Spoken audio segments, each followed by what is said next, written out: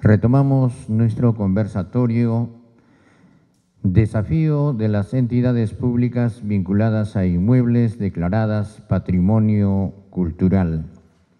En esta oportunidad también estamos celebrando un aniversario más de nuestro centro cultural, que dicho sea de paso, están desarrollando un programa muy nutrido a la cual nos aunamos para hacer llegar nuestro saludo cordial a este encuentro de arte y cultura por sus 28 años del Centro Cultural San Marcos.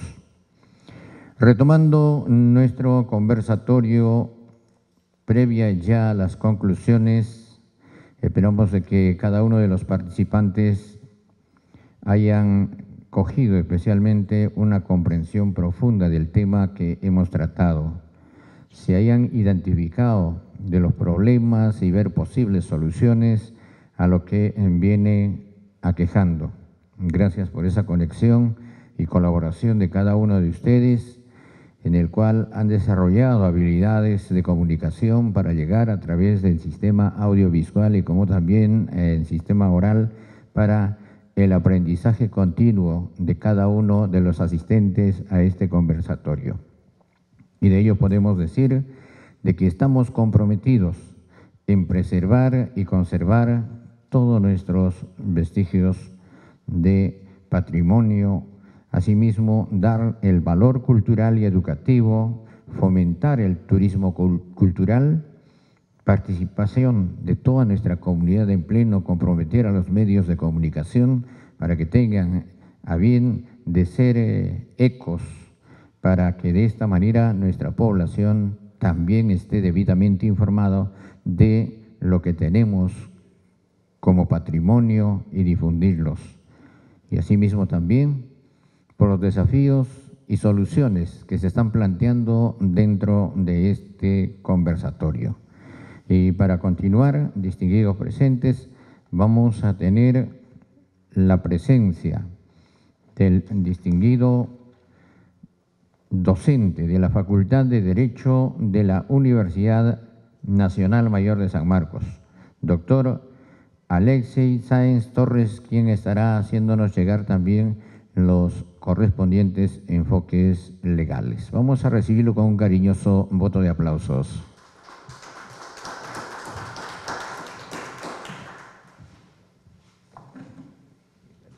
Muy buenas tardes con todos.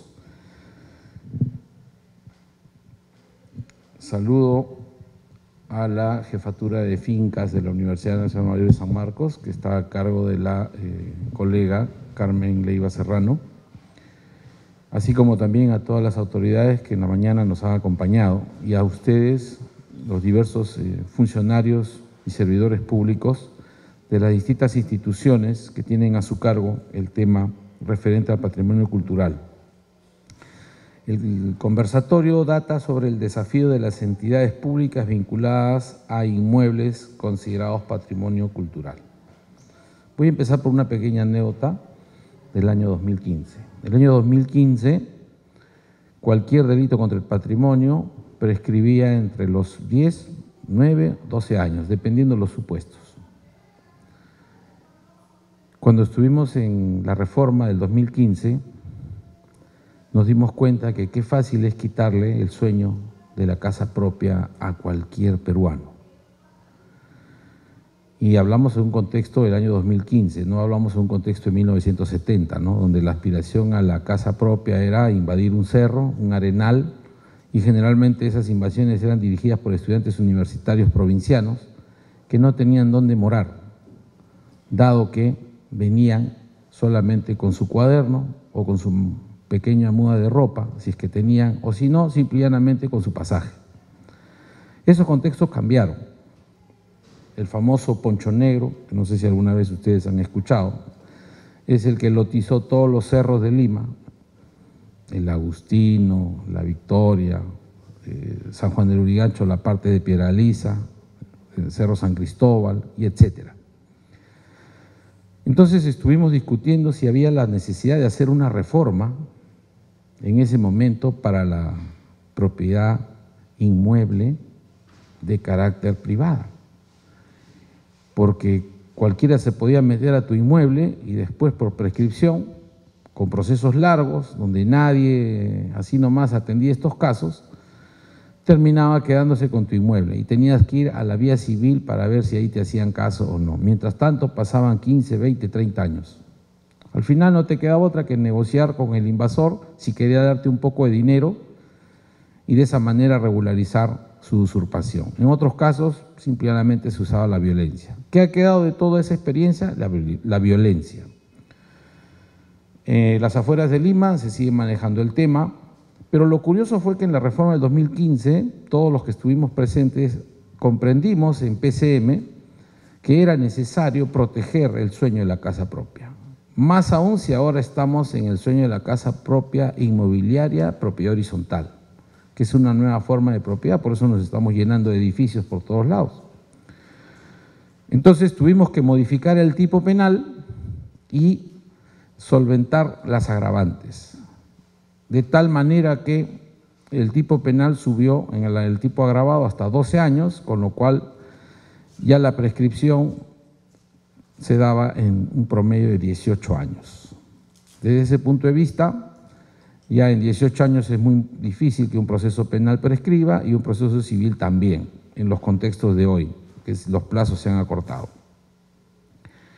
¿Qué quedó como elemento de relevancia? Que cuando estuvimos viendo las agravantes, en una de las agravantes establecimos que es muy difícil que alguien usurpe un bien a través de una sola persona.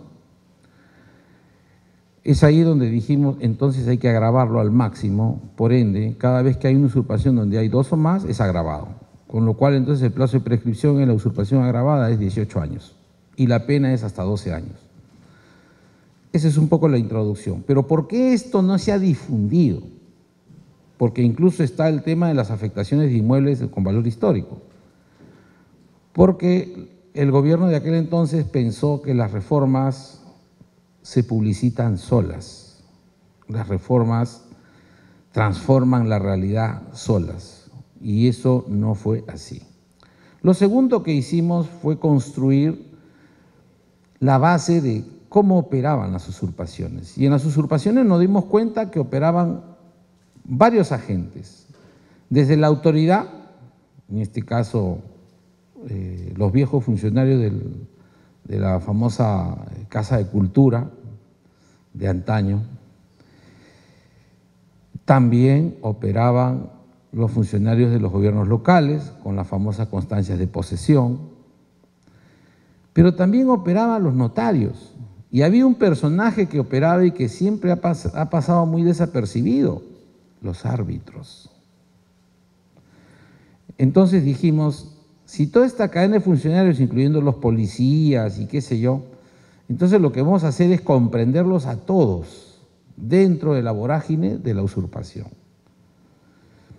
Y si ustedes se dan cuenta, el Código Penal, el único delito que comprende a los árbitros es usurpación, pero está bien escondidito. Tal vez por eso pasó la reforma. Porque cuando quisimos hacer la otra reforma, que fue el tema del prevaricato arbitral, ahí sí saltaron al cielo y yo me di cuenta que ese día en PCM la mitad de los que estaban ahí eran árbitros, entonces es imposible que pasara.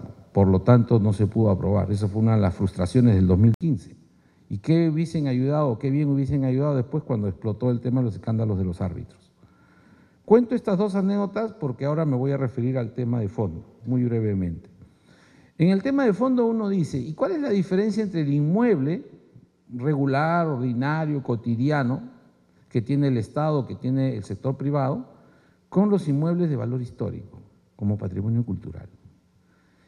Y la relevancia está en lo que les acabo de decir. Si ustedes se percatan, el tipo base de los delitos contra el patrimonio cultural, creo que a la justa llega a 8 años, mientras que el patrimonio común llega a 12. ¿Eso es una incoherencia o no? Entonces, creo que una primera conclusión que yo adelanto como propuesta es que deberían los entes correspondientes elevar como conclusión que o se equiparan tanto en el simple como el agravado, o simplemente patrimonio cultural se aumenta. Y estoy hablando del inmobiliario, no estoy hablando del mobiliario, que esa es otra discusión. Como recuerdo hasta ahora, pues no, la pérdida del TUMI, ¿no? Recuerdo mucho allá por los años 80, estaba en el colegio la primera vez que se perdió el TUMI. Después lo encontraron y de ahí finalmente otra vez se llevaron hasta que lo encontraron fraccionado, derretido y etcétera. Y nunca más volvimos a ver el TUMI. Solo en los cuadernos de colegio de la época quedó el recuerdo. Ese es un primer elemento que habría que discutir, de cuál es la valoración jurídica y por qué en la reforma del 2015 el patrimonio como bien jurídico tiene una opción de protección mucho más grave que la del patrimonio cultural, histórico e inmobiliario, para solo centrarme en ese punto. Un segundo aspecto es de ver que hay que distinguir, ¿no? ¿Qué hago cuando el Estado, caso San Marcos, por ejemplo, tiene algunos ambientes que fueron patrimonio histórico desde el punto de vista estructural, pero debido al mal uso, debido a las invasiones en Barrios Altos, debido a, qué sé yo, a que empezaron a picar, a demoler para construir ahí algunos lugares donde guardar mercancía, cerca a Mesa Redonda, ya de patrimonio no tienen nada más que lo que quedó, o sea, está cercado, es como si este ambiente mañana más tarde viene una bomba y solo deja las paredes a la mitad, no hay piso, no hay nada y alguien le pone una puerta de metal y lo hace alquiler de estacionamiento. ¿Cómo se considera ese bien? A pesar que simbólicamente es patrimonio cultural, pero en la práctica se volvió un inmueble, ¿no? Se volvió un inmueble ordinario, porque de cultural ya no tiene nada. Esa es una discusión que muy pocos están abordando y lo pongo porque cuando alguien quiere denunciar penalmente al que está haciendo un usufructo a través de la forma de almacén o cochera, dice, pero ¿cuál patrimonio cultural? Acá no hay nada, acá no hay nada ya. Hay una pared con triple y hay una puerta de metal. ¿Qué de cultural tiene esto? Y de repente hasta la foto que había de ese patrimonio cultural ya no existe, porque la universidad, por ejemplo, no lo conservó. Entonces surge la duda para aquel que va a defender la posesión y la propiedad inmueble de ese lugar, ¿como qué lo defiendo? ¿Como patrimonio cultural o lo defiendo como simplemente patrimonio inmobiliario, privado? Ese es un tema que no se ha discutido, o sea, digamos así que son los bienes, ¿no? Inmuebles derruidos de lo que fueron culturales. Algo así como lo que conocemos pues como las huacas, ¿no? Yo recuerdo, vivo mucho tiempo en San Juan de Lurigancho, había una huaca que durante muchos años defendimos y en el año 87 llegó un grupo gigantesco de supuestamente los hijos de todos los que vivían en los alrededores y la huaca desapareció. Al día de hoy, ahí hay colegios, hay tiendas, hay bodegas, hay viviendas y de huaca no queda nada, quedó más bien otro pedazo y ese otro pedazo le pusieron piedras y bueno, hasta ahí la gente ya no ha invadido. Pero como verán, en San Juan de Lurigancho casi todos los cerros están invadidos y muchos de esos serán terrenos del Estado, bajo la idea de la casa propia, ¿no? Como una aspiración constitucional, social, de derecho humano. Entonces, este es un segundo tema que no se discute en la valoración jurídica ni en los tipos penales de usurpación ni en los tipos penales vinculados a la protección del patrimonio, ¿no? histórico. Un tercer punto es la cuestión administrativa. Tenemos probablemente ya en los catastros que cada entidad tiene qué inmueble es del Estado y qué inmueble tiene valor histórico. Pero eso no está a la mano de la ciudadanía. En los libros de colegio no aparece nada de eso. Entonces, si a los niños no les enseñamos como política de Estado a los gobiernos locales, regionales y el gobierno nacional no tienen una visión, ¿cómo pretendemos luego pensar y decir, ah, no, patrimonio histórico es igual a Machu Picchu? Pero no todo el patrimonio histórico está como Machu Picchu. Y claro, por ahora no tenemos dinero para restaurar como la Casona, no sé si ustedes recuerdan la Casona en 1980, era ruina, palos por todos lados, huecos por todos lados, los techos. Esto se ha reconstruido casi de la nada. Todavía quedan aquí vestigios, ¿eh? Y aquí se tapó porque aquí era una entrada más, sino que ya no hubo forma de reconstruirlo. Algún día podremos tener dinero, pero si no conservamos lo que tenemos ahora, ya no va a haber nada que reconstruir. Y parto también por ese otro margen de qué hacemos con los terrenos del Estado, que no son patrimonio cultural, pero sí son del Estado. Tampoco eso tiene una protección, ¿no?, diferenciada respecto a los inmuebles que forman parte del Estado. Y a eso se suma hoy que el 5 de abril nos dijeron, cuando la Constitución del 79 dejó de lado para empezar a ver el orden social con un proyecto de nueva Constitución, que el 93 se dio, diciembre del 93, se dijo que el Estado debe ser chiquito. Y a través de los órganos de regulación, hoy que tenemos que hay un nuevo patrimonio del Estado que lo asumimos a través de contratos. ¿Cuál? Los alquileres. Hoy hay inmuebles que el Estado tiene por contrato, porque el Estado asume la responsabilidad cuando hace el contrato privado, por ejemplo, de un edificio privado, a 2 años, a 1 año, a 3 años. Y eso es también parte del patrimonio del Estado, mientras el contrato esté, ¿no?, en términos de validez jurídica.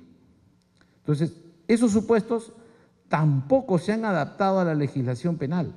Entonces, tenemos un divorcio entre lo que es la legislación penal en cuanto a la valoración jurídica y en cuanto al monto de la pena y en cuanto a las figuras jurídicas. Porque si uno ve las figuras jurídicas que hay en el patrimonio cultural, pues todas datan a que solamente estamos hablando de lugares conservados y de bienes muebles e inmuebles en ese sentido, pero no cuando está en un estadio intermedio. Y la valoración jurídica y la sanción penal tampoco es coherente, porque como hace un momento les decía, hoy la mayor protección penal viene de parte de los inmuebles de naturaleza privada. Y hay algunas conductas que chocan a través del concurso que nosotros le llamamos el concurso real, entre lo que son la propiedad inmueble de la usurpación y la propiedad inmueble del patrimonio cultural. Y cuando hay, ustedes bien saben por sus conocimientos jurídicos, el choque entre ambas normas, lo más probable es que digan, si el objeto material es un patrimonio cultural, entonces la norma que debe primar es la norma especial de lo que nosotros llamamos el patrimonio cultural y no el patrimonio privado, en un concurso ideal. Porque en el concurso real se pueden hacer las dos siempre y cuando haya supuestos y pruebas y evidencias, pero cuando es ideal debo optar por uno. Y ahí la regla que se sigue es la figura especial prima sobre la figura general. Por lo cual también ahí deberíamos tener una reforma. Entonces, yo creo que todos los aportes que a veces el funcionario público que maneja inmuebles tiene son bastante dificultosos cuando la misma normatividad del Estado no es clara, no es precisa y no se publicita el tema, ¿no? Yo quisiera algún día pues ya tener acá en 3D todos los inmuebles de San Marcos, ¿no? Igual la Municipalidad de Lima, todos los inmuebles de la Municipalidad de Lima. Yo, por ejemplo, tengo una duda, no sé si aquí alguien me puede ilustrar. Atrás de la Plaza Francia, he visto un nuevo local moderno que lo han construido y que ahí veo que funciona la municipalidad. No me queda claro si ese es un local ya de la municipalidad o es un local alquilado o es un local del Estado prestado a la municipalidad. No tengo claro y, sin embargo, usted ve los días sábados Toda la gente pasa por ahí porque hay 2, 3 discotecas y ese es su urinario. Entonces, al nadie saber, yo recuerdo de muy niño, me grabé un tema, ¿no? Detrás de un colegio había una pinta que decía, prohibido orinar, bajo pena de cárcel. Hoy ese tipo de afiches o avisos o advertencias ya no figuran. Entonces la gente no sabe ni siquiera dónde mear. Y si a eso le aumentamos los ciudadanos que han venido de otros países, que ven que si el nacional no lo respeta, ¿por qué yo lo voy a respetar? Entonces se genera una situación adversa que luego nosotros nos preocupamos, ¿no? Y cuando vemos también que pasan, por ejemplo, las barras bravas y hacen sus grafitis, ¿no? Y malogran de repente, como hace poco sucedió, creo que la semana pasada en el Cusco, ¿no? Que volvieron a hacer con un grafiti en una de las rocas. Es decir, como no hay identificación y cuando lo hay ya sabemos cómo proceder, incluso en esas circunstancias de dañar el patrimonio, el monto de la pena es irrisorio, que es la cuarta conclusión que estoy dejando, que es, ¿qué pasa cuando yo daño el patrimonio? Ahí existe la figura de daños. El patrimonio inmobiliario privado o el patrimonio inmobiliario público. ¿Hay alguna diferencia? Solamente hay una mención y el monto y la sanción es totalmente irrisoria. Entonces, no hay una apreciación. Yo lamento mucho que en la misma Universidad San Marcos no hay investigaciones por parte de la facultad, o sea, los mismos jóvenes no se interesan por estas figuras. Y en las universidades de provincia ni qué decir. Por eso es que no tenemos libros de parte especial de patrimonio cultural. Si ustedes se percatan cuando quieren buscar bibliografía de repente para hacer una denuncia o evaluar un aprendizaje, no hay. Y eso es lamentable, ¿no? Deberíamos en todo caso también fomentar con las instituciones públicas. Yo estoy viendo, y con esto termino, en mi campaña de responsabilidad social del 2024, un grupo de mis alumnos va a hacer, como ya lo hicimos en el 23, coordinando con la Municipalidad de Lima, un tríptico para salir a concientizar en la avenida Arequipa acerca de la protección del patrimonio cultural inmobiliario, por un grupo, inmobiliario por otro grupo. Pero esas son solamente casi buenas voluntades de la universidad, porque en realidad esto debería estar en manos del mismo Ministerio de Cultura, ¿no? Que están dedicándose a otras cosas a veces y olvidan proteger tal vez lo más elemental que son los inmuebles y el mobiliario que tiene bajo la valoración histórica, ¿no?, de patrimonio cultural de la humanidad. Muchas gracias.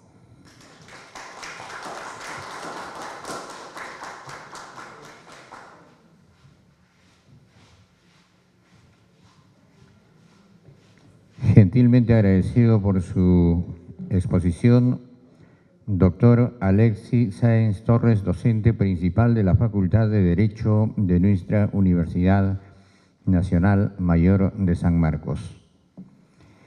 Bien, a continuación ha llegado el momento de hacer efectiva las conclusiones de este conversatorio. Inicialmente, cuando se apertura este conversatorio, enfocamos lo que viene aconteciendo con los bienes de nuestra universidad, específicamente el estado actual de los inmuebles con que contamos con varios considerados patrimonio cultural que se encuentran con usurpadores e inquilinos precarios, poniendo en riesgo nuestros inmuebles y patrimonio cultural. La mayoría de estos casos se encuentran en procesos judiciales por más de 10 años y con recursos dilatorios, generando pérdidas económicas importantes a nuestra universidad. Con esa premisa, hemos escuchado muy atentamente las exposiciones en el temario de resumen a cargo de la abogada doctora Carmen Leiva Serrano, jefa de la Unidad de Administración de Fincas, a cargo de el arquitecto Ricardo Rivera Velázquez de ProLima, tratando la importancia de la protección y conservación del patrimonio cultural del Centro Histórico de Lima. El doctor Franco González Lazón, de la Superintendencia Nacional de Bienes Estatales, tratando sobre las estrategias sobre procesos judiciales para la recuperación de los predios estatales. El Ministerio de Cultura, a través de la doctora Shirley Mozo Mercado, sobre la responsabilidad del poseedor en la afectación del bien cultural y o patrimonial, sujeto al informe técnico del Ministerio de Cultura como ente rector. Asimismo, escuchamos la exposición del congresista Héctor Acuña Peralta, presidente de la Comisión de Cultura y Patrimonio Cultural del Congreso de la República, así como también al doctor Alexis Sáenz Torres, de enfoque de lo que legalmente nos atañe, especialmente en torno a nuestro patrimonio cultural. Voy a dejar tribuna libre para que puedan hacer alguna réplica en torno a todo el tratado que el día de hoy hemos desarrollado, y si hay alguna inquietud, asimismo también para nuestros expositores oponentes, favor de hacérnoslo llegar en su debida oportunidad.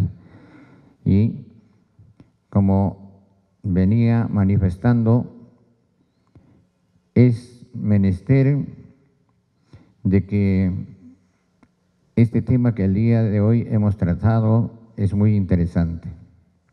Los inmuebles declarados como patrimonio cultural son aquellos que poseen un valor histórico, arquitectónico, cultural o artístico, significativo para una comunidad o para la humanidad en general. Aquí algunas conclusiones que podríamos enfocar. Lo primero sería la preservación y conservación de lo que nos queda, lógicamente. Una de las principales conclusiones sería la importancia de preservar y conservar los inmuebles declarados como patrimonio cultural. Estos lugares representan una parte importante de la historia y la identidad de una comunidad, por lo que es fundamental tomar medidas para protegerlos y mantenerlos en buen estado. Dar un valor cultural y educativo. Los inmuebles patrimoniales no solo tienen un valor estético, sino que también son fuentes de conocimiento y educación. Estos lugares pueden servir como espacios para la enseñanza de la historia, el arte y la cultura, permitiendo a las generaciones futuras aprender y apreciar su legado.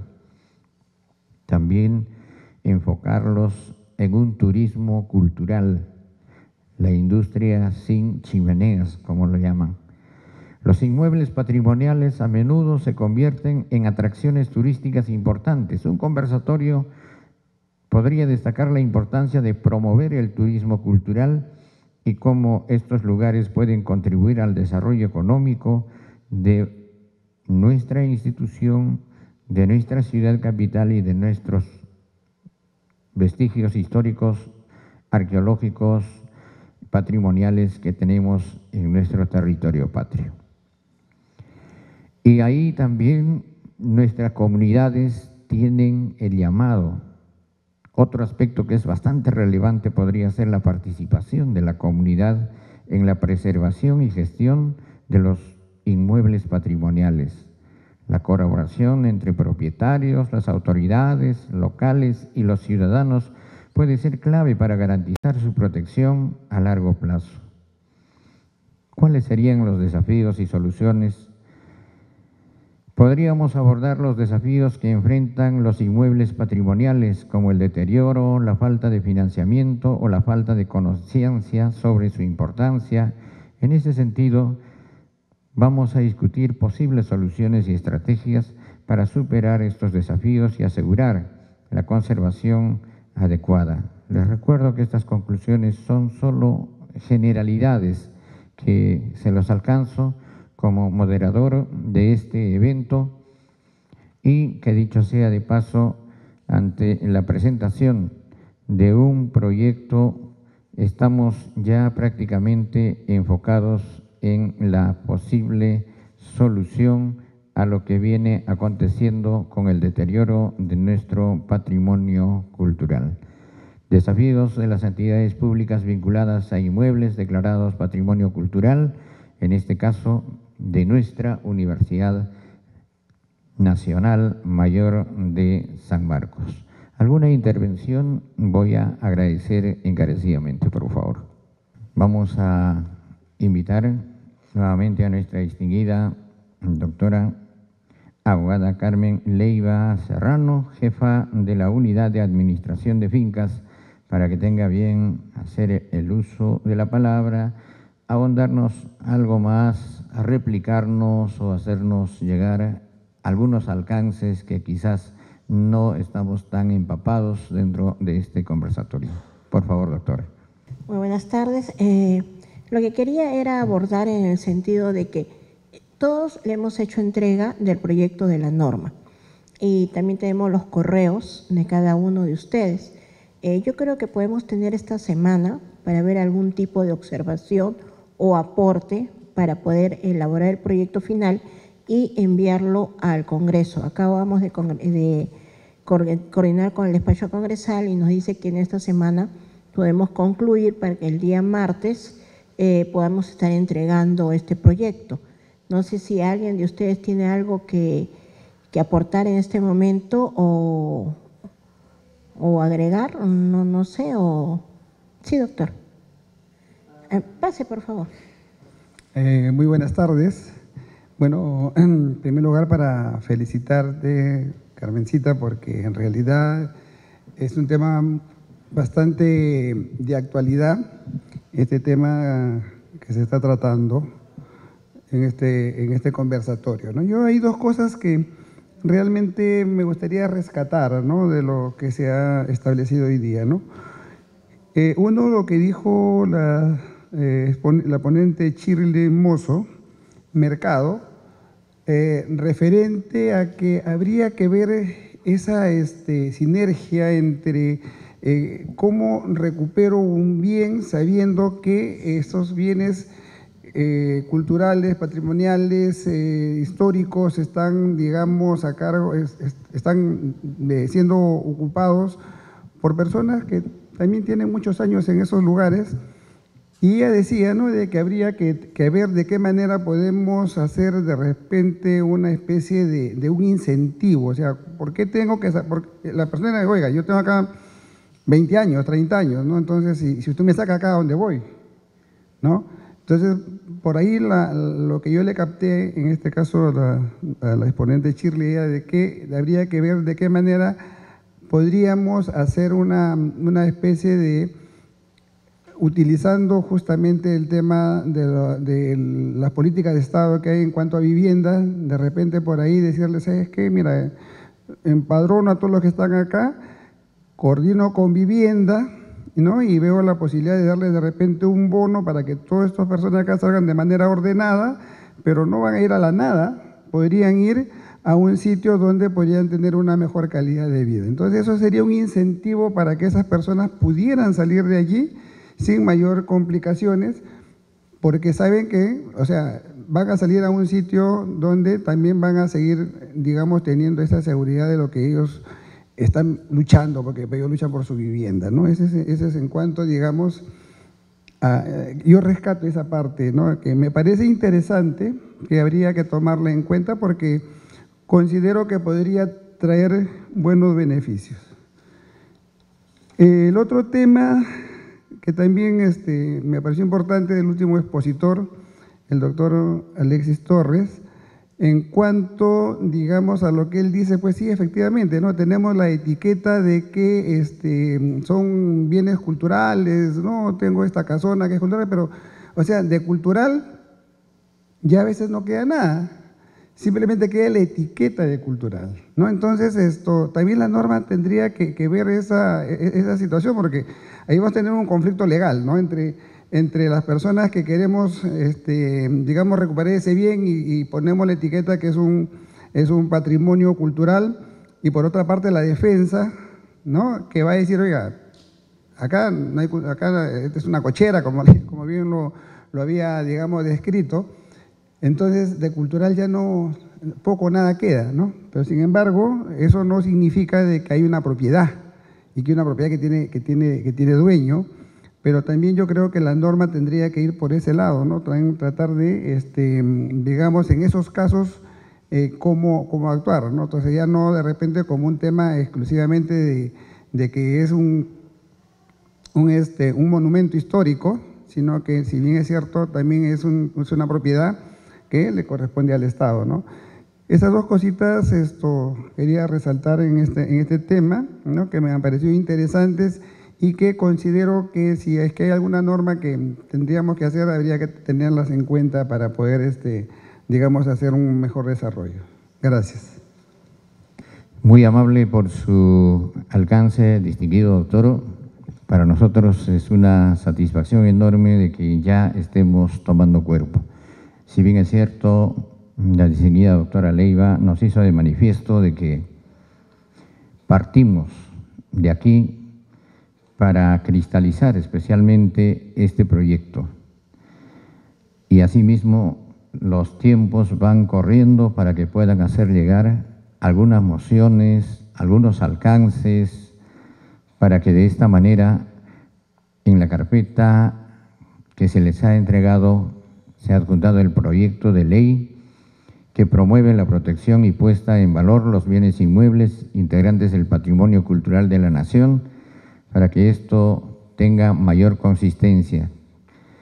Podría ser, digo así, no haya un sustento legal o esté flojo algún punto, sería muy necesario la participación de nuestros intelectuales, de nuestros profesionales inmersos especialmente en esta materia que estamos conversando el día de hoy para poder recuperar, rescatar nuestros bienes patrimoniales. Muchísimas gracias, doctor. Pido un cariñoso voto de aplausos, por favor.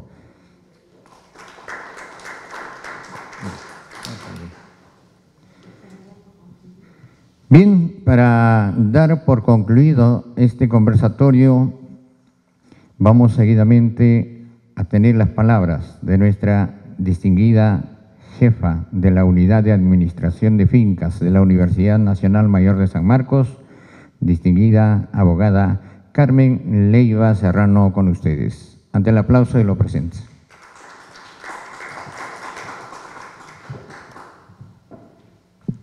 Bueno, de verdad que les agradecemos la participación de todos ustedes. Gracias por dar su tiempo y estar acá para tratar un tema tan importante como el que venimos tocando. Como vuelvo a repetir, muchas gracias, doctor Rentería, por sus aportaciones. Vamos a estar a la espera de las aportaciones de las demás personas que quisieran hacerlo. Y a más tardar el día miércoles tenemos una reunión con el congresista para hacer entrega del proyecto. Entonces, les agradezco y damos por concluida el conversatorio.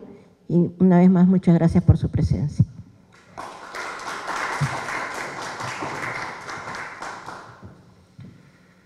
Gentilmente agradecido su servidor César Canorio Cristóbal Celis, que el día de hoy estuvo presentando como moderador este conversatorio, y gracias por esa confianza que han depositado en mi persona. Para cualquier eventualidad estoy a vuestra disposición. Muy buenas tardes y que sea un feliz día.